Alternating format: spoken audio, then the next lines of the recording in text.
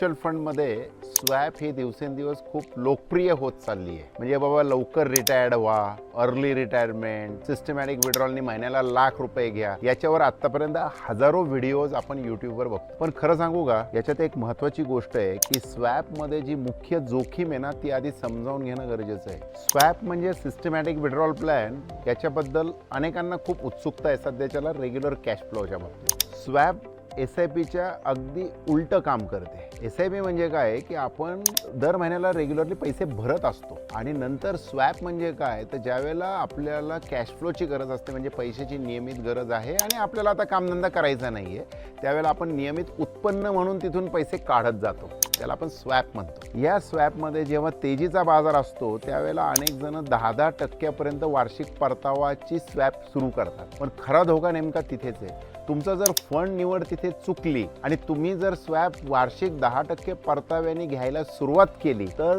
मंदीच्या बाजारामध्ये, म्हणजे मागची 2 वर्ष बघा बाजार कसा आहे तर 85,000चा सेन्सेक्स आला आहे, आता 72-73 हजारावर. म्हणजे 1.5 वर्षामध्ये बाजार वरून खाली आला आहे. आणि स्वॅपमध्ये काय होतं आहे की आपला फंड मॅनेजर आपले युनिट्स खालच्या भावात विकतोय हो, म्हणून तिथे फंड निवड अत्यंत महत्त्वाची आहे. ती निवड जर चुकली तर आपण संपायच्या आधीच आपले पैसे संपलेले असतील हो.